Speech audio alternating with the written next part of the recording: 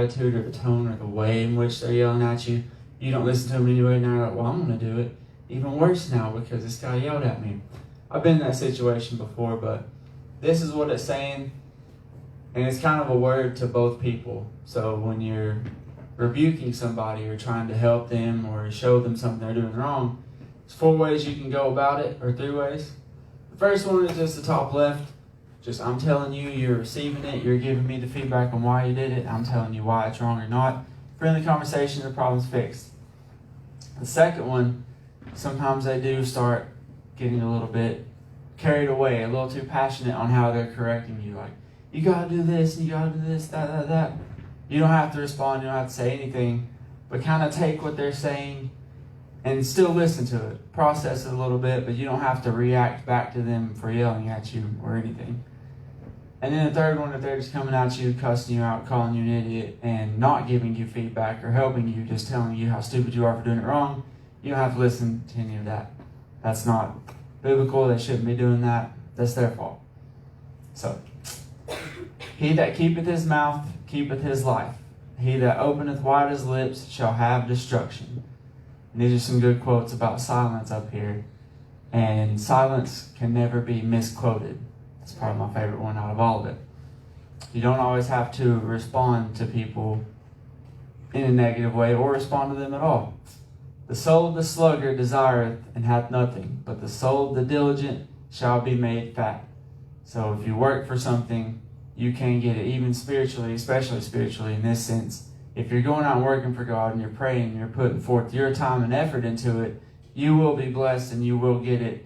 It's not like there's a certain quota God has to have. You'll be rewarded according to your works.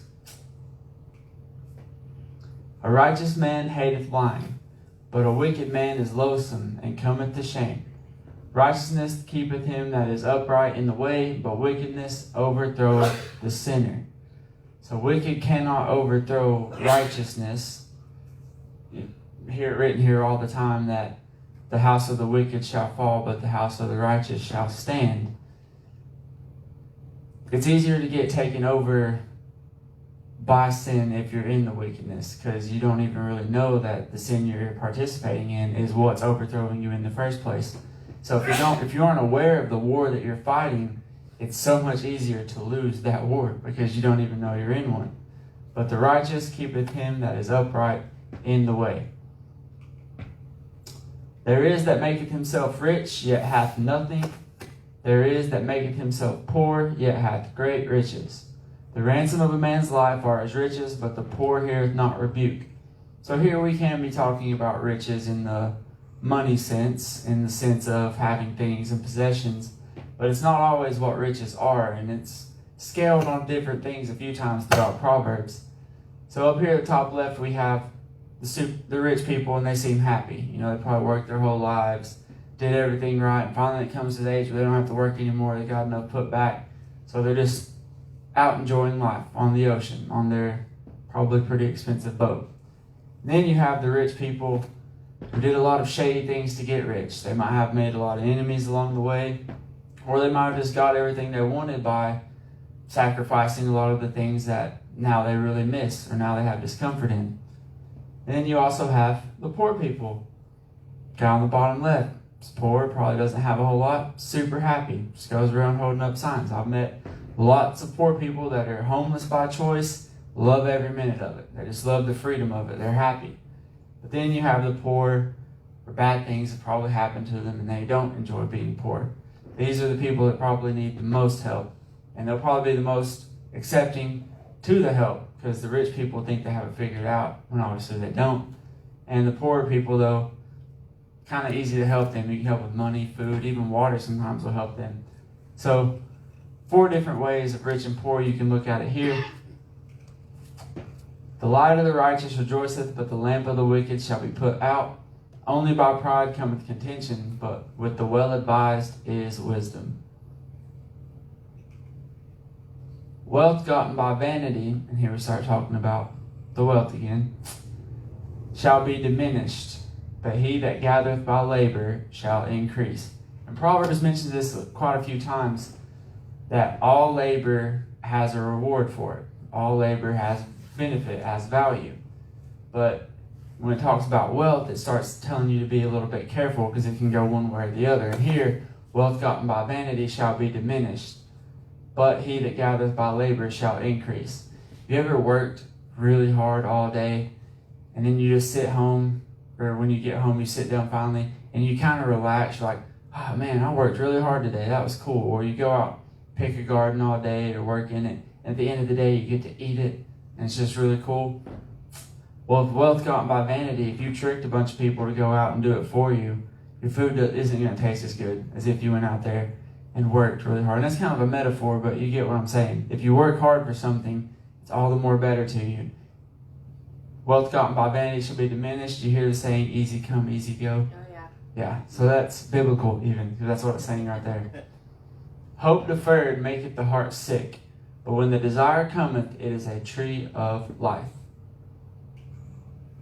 Whoso despiseth the word shall be destroyed, but he that feareth the commandment shall be rewarded. The law of the wise is the fountain of life, to depart from the snares of death. So whoso despiseth the word shall be destroyed. Who do you think nowadays despises the word? I see a lot of people trying to change it in churches. That not, they say they like God's word, but I've even heard it even this week. Some scriptures that don't really fit the 2020 agenda, they say a scribe made a mistake and put it in there. I'm like, so it was fine for all this time, but now you think a scribe made a mistake by putting it in there because it just started not fitting in a few years ago. Yeah. So you got to see on who despiseth the word. But he that feareth the commandment shall be rewarded. And one of the commandments mentioned a few times is don't add or take away from it. Yes. And the main commandment that's in there is obey it. Yes. Yep. Obey the commandment. Even Jesus said, "Why, if you say you love me, why do you not do what I tell you to do?" So, good understanding giveth favor, but the way of transgressors is hard. Every prudent man dealeth with knowledge, but a fool layeth open his folly. If they're silly or somebody's foolish, you're going to know it. They're going to show that themselves in some way. But every prudent man dealeth with knowledge. They'll think about things before they do it. And we'll even talk about that more today in 14. A wicked messenger falleth into mischief, but a faithful ambassador is health. Poverty and shame shall be to him that refuseth instruction, but he that regardeth reproof shall be honored. So here, I forgot their names this week, but on the top right, I'm sure a lot of you have heard it with the Olympian who came in third and then didn't do the anthem, started talking bad about America in the interview, saying that we're oppressed and she got cheated and all that. On the world stage, got up there and talked bad about America. Even the people who don't really like America that much right now, or the people that are fighting against the country and want it changed, they don't like when people go to other countries and talk bad about us to the world. Because you can talk bad about it as long as you're on that team. When you start talking bad-mouthing your team while you're with another team, that makes you look really bad. So she got banned from a lot of things. She's kind of a laughing stock. I hope they never let her compete again and all that. That's just my opinion. In the bottom right, we have a different case.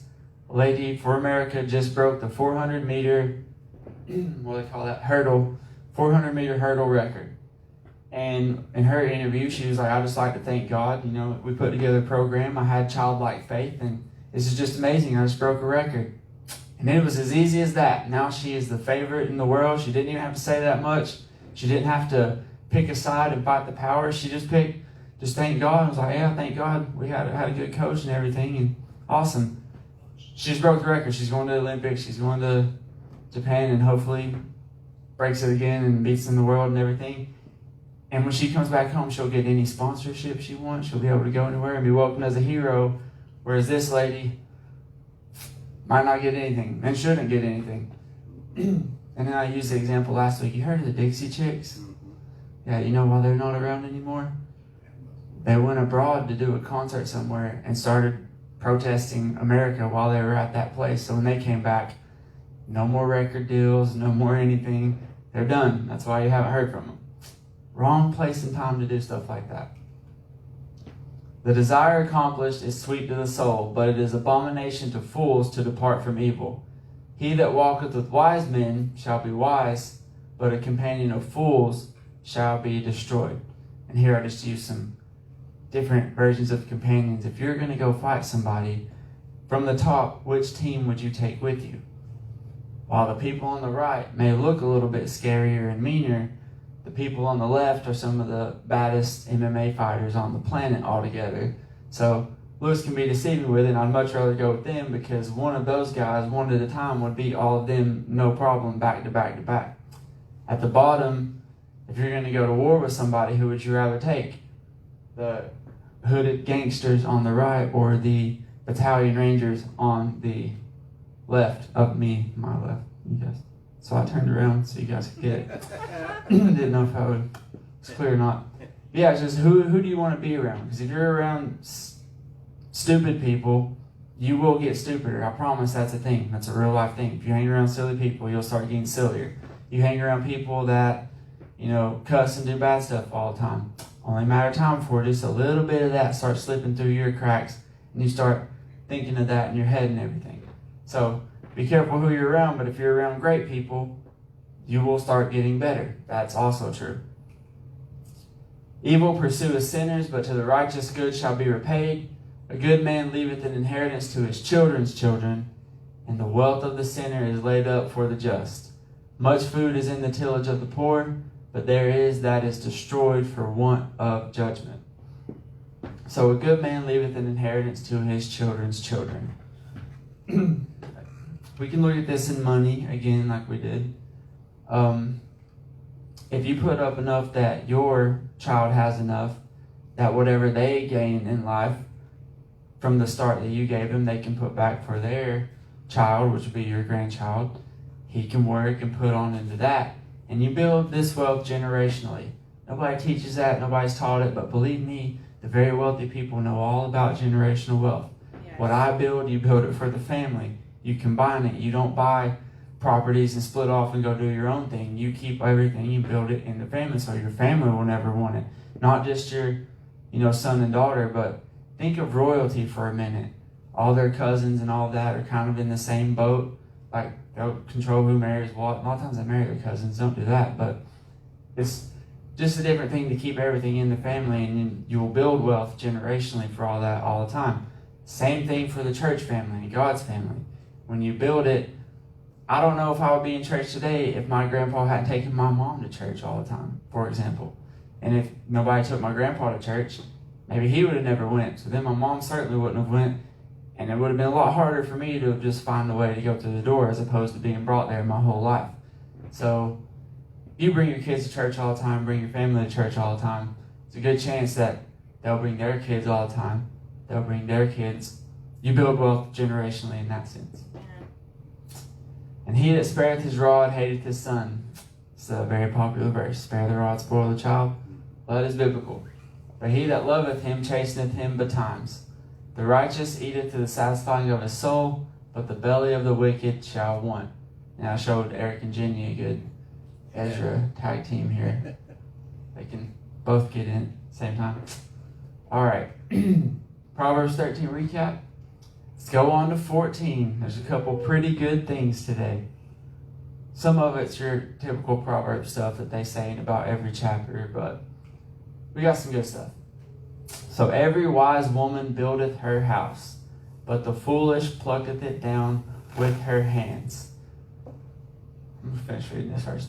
He that walketh in his uprightness feareth the Lord, but he that is perverse in his ways despiseth him.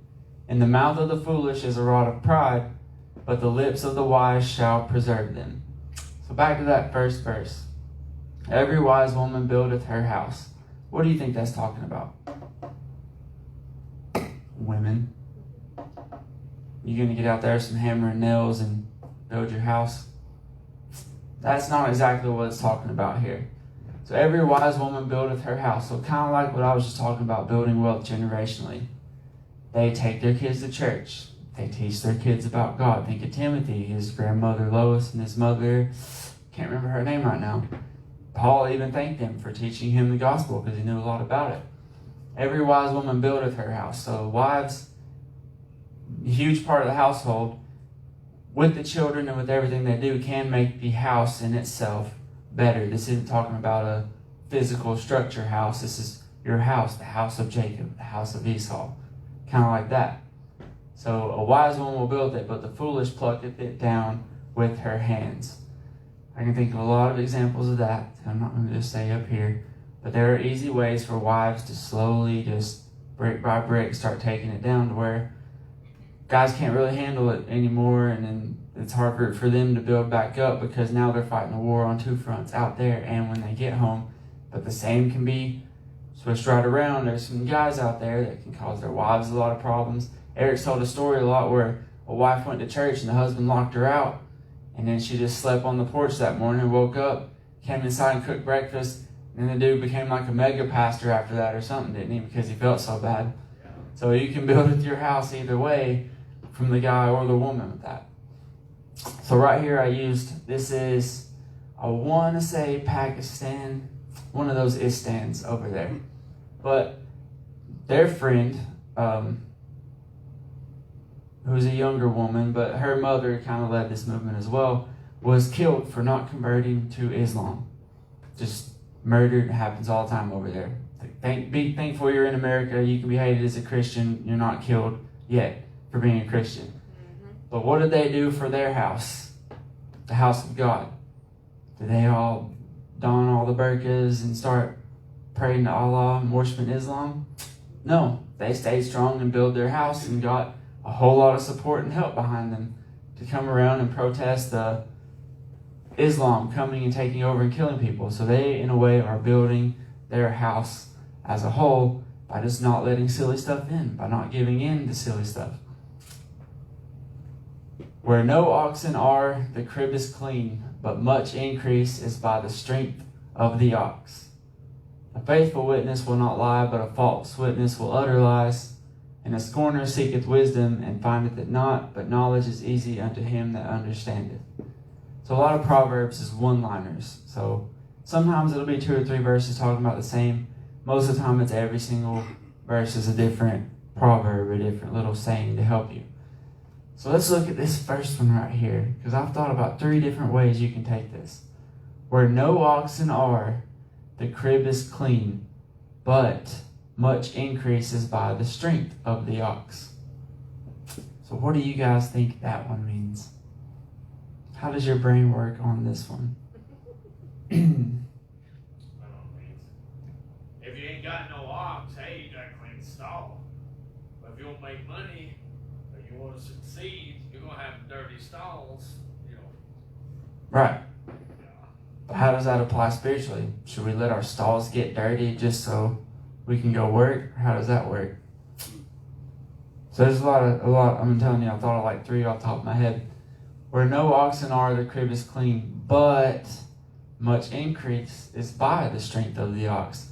So I kind of lean what Eric said there on, sure, you'll have a nice clean crib, but you need oxes to go work because their strength gets you a whole lot of other things. And another one, where no oxen are, the crib is clean. If you don't have food to feed these oxen, you got a clean corn crib, so to speak. They're not going to be oxen there, and you need the oxen to do all the work and labor. So if you want oxen, you don't need a clean crib of corn for that, and depending on what you're calling a crib here, because you need something to feed them with, because they got to be out there. And then if you look on the internet, there are so many bad, horrible interpretations of this. So for one, the crib is the priest, and the oxen are the people. So where no people are, the crib is, so you have a clean priest, I guess. And I was like, probably shouldn't be saying that, Catholics. I wouldn't go with this one if I were you. But again, this is one of those internet rabbit holes. You can find a million different horribly loose interpretations of this one. But I think it's that if you do want stuff, if you do want an oxen and you want the strength that it brings and the help, then you do need to keep food in the crib, and it's not going to be as clean because you have to have people there. Yes. I'll give you an example, like my eBay business. I have friends that make 6 figures doing what I do, but they hire employees. Okay? I've considered hiring employees, but I'm like, do I want to rather make less money and struggle a little more, or do I have employees and deal with that? problems that bring, you make a little bit more money, struggle a little less. And that's a lot. So I choose not to have employees, so I just, one headache for another. So that's kind of what that's saying there too. Yeah, I know how to clean up after ox, but I also don't make, the ox can bring me a lot of money. Back then, that was your tractor. People hired your ox to plow their field. I did a lot of things. I'm glad they made tractors. Heck yeah. I've worked with my hands in this garden before. I'm like, dude, a tractor is one swipe. Just got everything I've done in 3 hours done. So, but yeah, so if you want the best, sometimes you got to have a little bit of headache with it. Because that tractor wasn't easy to get up and going this year either. Another bad thing about it. Go from the presence of a foolish man when thou perceivest not in him the lips of knowledge. The wisdom of the prudent is to understand his way, but the folly of fools is deceit. Fools make a mock at sin, but among the righteous there is favor. So first, if you're hanging out with a bunch of people, and like I said before, if they're silly or just talking about dumb things that don't matter, you don't have to stay around and hang out with it, because I promise you will absorb the silliness and become sillier or stupider yourself, I'll say it. So, fools make a mock at sin. What about that one? Take that a few ways too.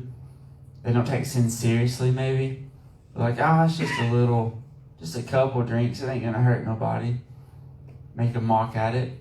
Some fools can laugh at it. How many actual Christians do you see that make fun of the sinners? Like, don't you know you're going to hell? Everybody at the bar. We make jokes about the golfers. They have golf tournaments on Sundays by our house. We drop by, talking hundreds of people there. I thought about putting signs in my new property just right on the corner of the golf course saying that's not church or something every Sunday when they're out there. But again, it's kind of like making a mock at sin. It shouldn't be funny to me that they're out there and not in church. And it's not, but in a way, it's funny you'd rather go play golf than come to church to me, because I think golf is so silly. I do not have fun doing that at all. It's not a real sport if there's no contact, I don't think. So, yeah, that's just me. The heart knoweth his own bitterness, and a stranger doth not intermeddle with his joy. The house of the wicked shall be overthrown, again, but the tabernacle of the upright shall flourish. So the heart knoweth his own bitterness, and a stranger doth not intermeddle with his joy. Two different ways here. Have you ever been the top one before? Everybody around you's happy, and you're like, yeah, you're happy and you're cutting up, but you're sad inside. You're just putting on kind of a front, a fake happiness, a fake smile, so to speak, just so you don't bring everybody else down with you. I'm sure you have, even if you didn't know you were. You're just like, well, I'm a little bit sad right now, but I'm not going to bring everybody else down, so you just laugh and cut up with them. And then have you ever been the one on the bottom where you're super happy, but everybody else is sad, so like, oh, come on, guys, it's not that bad. Just think about it, we're good. Well, here it's saying the heart knoweth his own bitterness. So your heart is going to know whether you're sad or not. And a stranger doth not intermeddle with his joy. So if you ever have been somebody, you ever seen people just laughing on a bus or, an airplane or just sitting around at the mall? You have no idea what they're laughing about, and you've been like, oh, what are they so happy about? What are they laughing about? Yeah, so a stranger doth not intermeddle with his joy. If you're happy, it's hard for just random strangers to come and make you sad just from being there. But at the same time, you're going to know your own bitterness when everyone's happy and you're the one who's sad with that. So I guess this is saying it's okay, but more so what it's saying is you're kind of responsible for your own joy. Yes. Or your own bitterness. Because a stranger's not going to be able to intermeddle with it, and your heart's going to know whether you're showing it or not, right. Showing your own bitterness. That's so true. So, because there is a way which seemeth right unto man, but the end therefore are the ways of death. And I looked at a lot of different paintings. You see a lot where there's like a fork in the road, one's got a cross on this side, one's got, and everybody's following that one, and the guy goes to the cross. Well, this is like that, but on steroids. And if you pay attention to this, I won't do it right here because it's kind of hard to see. But with this picture, I don't know who thought of this picture, but they thought of about everything. So here you got the strangers coming in. The poorer strangers will probably go right to get water and all of that first, where the other people are going to go party and dance with the ball and all of that. So you enter in at two different gates. One's big and broad, the other's small and wooden. And then you go here with the water to the church. Not exactly the funnest path. You're helping people, you're staying in tents, you're building. Eventually you're going to fight a lion. But then you keep going. It's a treacherous path. You could slide and fall down at any moment. But when you get there, you have heaven. Whereas this one's flat. It's paved. You got different things anywhere. You got people selling you all the stuff that you need. But in the end is war and industry. And it leads to destruction. And there are different little segments where people have not chosen this path, but have been coming over to the preacher to cross the bridges over. I don't know, it's just really intricate and in-depth painting. I really like it. Really good. 1 second. That is cool. I like these older paintings. Modern ones are cool, but sometimes people put the really in-depth stuff. I got a few more in here too. Because even in laughter, the heart is sorrowful. And the end of that mirth is heaviness. Mirth here just means joy. Sorry about that. Even in laughter, the heart is sorrowful. And the end of that mirth is heaviness. The backslider in heart shall be filled with his own ways, and a good man shall be satisfied from himself. Here we have backslider. This isn't mentioned very many times in the Bible. What do you think it means to be a backslider? What do you think that word backslider means in Hebrew?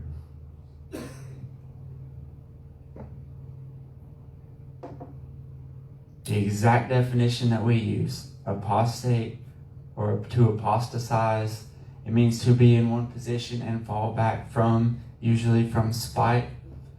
And the backslider in heart, not on the surface. You can keep coming to church every Sunday. That's fine. But if you backslide in heart, you're going to be filled with your own ways. So you see a lot of times people come into church, they'll get fired up.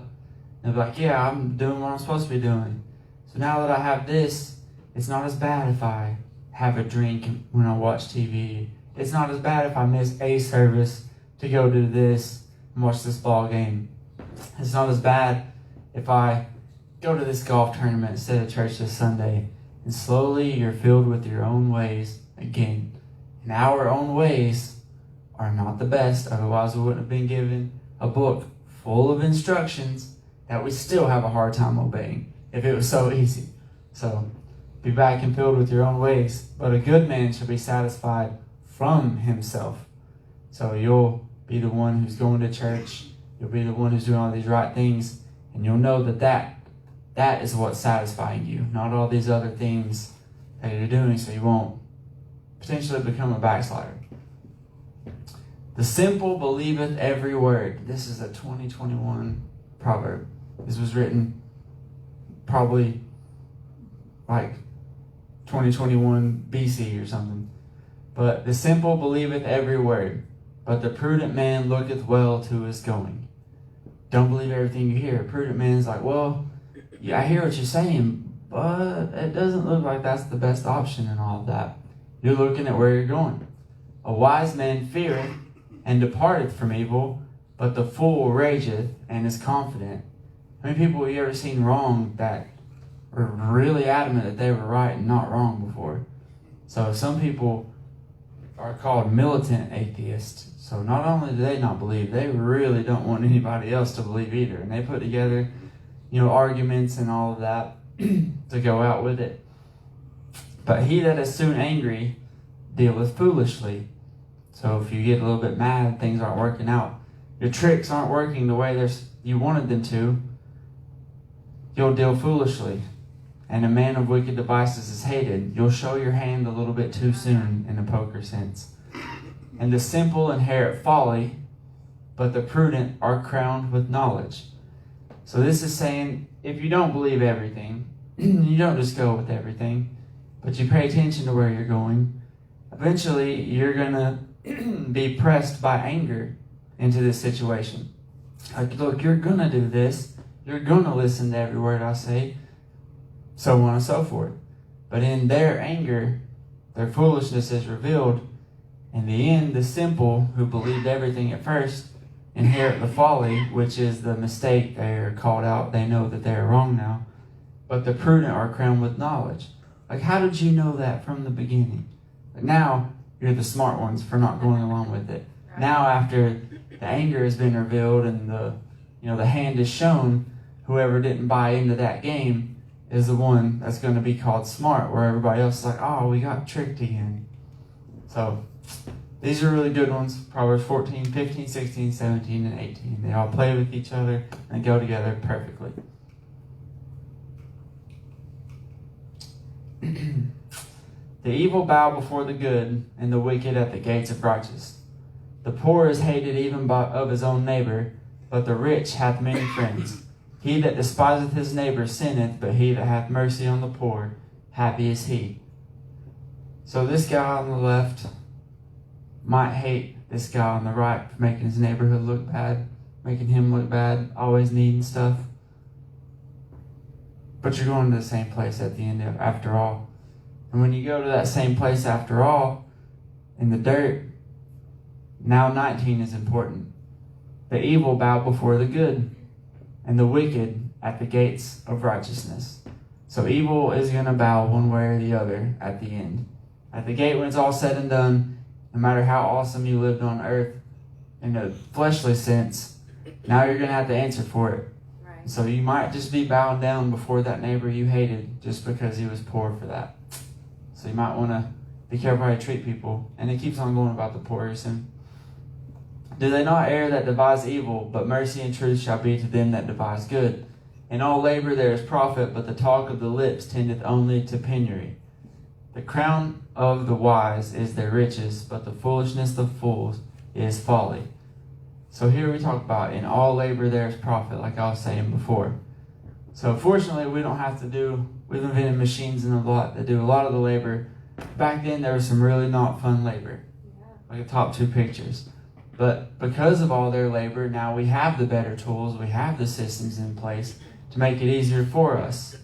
Except for now, we've kind of overextended, and to fix a pothole, you need 4 police officers. You have the director of safety, the assistant director of safety, the counselor of road management, and his new intern. And then you have the director of the state government road concrete industry. And then one guy down there actually fixing the hole. Right, come on. So you don't really need all this before. AKA, this is called government work. But ultimately what you can take from this is just shut up, work harder, and be patient. Because the talk of the lips tendeth only to penury, which is poverty there. You can sit around talking about the hole all day. Just grab some gravel and throw in it. Simple as that. A true witness delivereth souls, but a deceitful witness speaketh lies. In the fear of the Lord is strong confidence, and his children shall have a place of refuge. The fear of the Lord is a fountain of life, to depart from the snares of death. So a true witness delivereth souls. A deceitful witness speaketh lies. You ever heard somebody's testimony and you really liked it and you found out it wasn't true? Well, it's happened to me before. I've heard a couple of them. And you're just like, why would you lie about that to get that? You ever see some people or places like, oh, our church, we just had 15 saved. And it's because they just went to them like, do you believe in Jesus? Yeah, okay. 1, do you believe in Jesus? Yeah, okay. 2, just so they can advertise on Facebook and all that, like we're saving people left and right. Well, when those people get found out, now it's like, well, I don't want my kid to even come back to your church. I don't even want to come back to your church. So you're found out in the end, and the deceitful witness speaketh lies. So, don't be one of those people. In the multitude of people is the king's honor, but in the want of people is the destruction of the prince. He that is slow to wrath is of great understanding, but he that is hasty of spirit exalteth folly. A sound heart is the life of flesh, but envy the rottenness of the bones. So he that is slow to wrath, how many people have anger problems? Guys don't get mad ever? Some people have tempers. But he that is hasty of spirit exalteth folly. So why do people, you see it in like fighting a lot. I know I use a lot of those examples. They'll talk smack to each other. They'll like set up these big elaborate campaigns of propaganda, mind games and stuff. Why do you think they do that?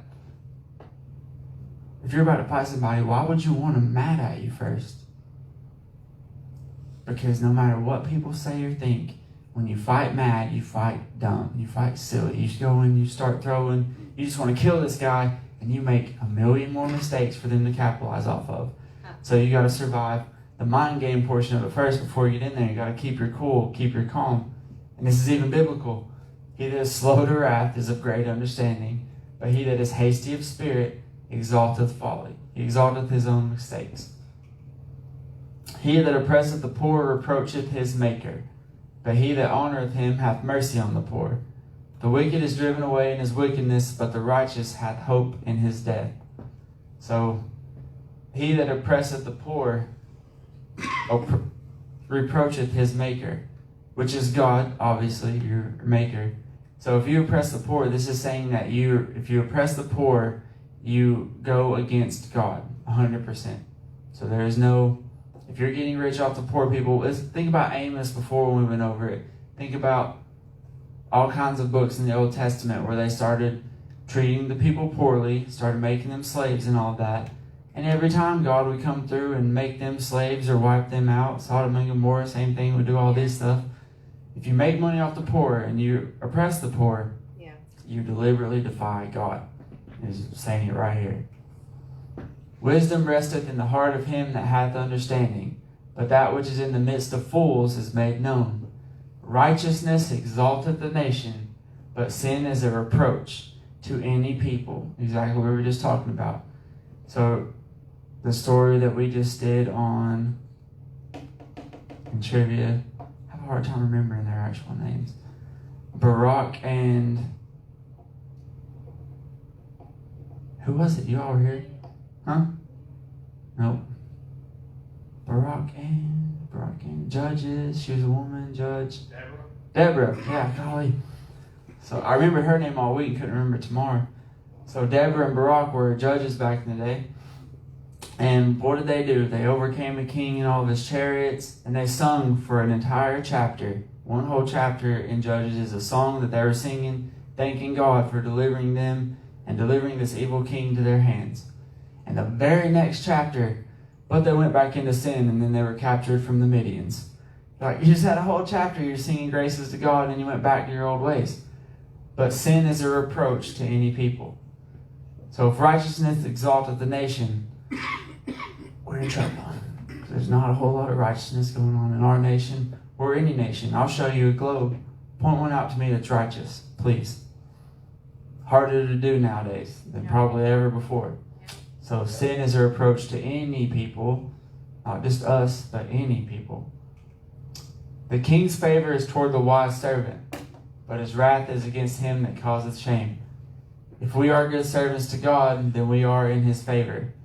But his wrath, which is coming, and Revelation says in everything, is against him that causeth shame. We're kind of a shameful nation right now. When God comes back, I'll be like, yeah, I'm American. Sorry, I know we're doing a bunch of bad stuff. He's like, yeah, you are American, but go to church and be a little bit better. Worry about our own souls and what we can control. We can't fix America. The people in this room just can't. But we can fix a little bit around us, and then together they can fix a little bit more around them. And the king's favor is toward a wise servant. Those are two really long ones back to back. Sorry if it was got a little long there. But yeah, Proverbs, pretty good stuff. I'm not going to Old Testament next time. I'm not even giving you guys an option to do that. We're going back to the New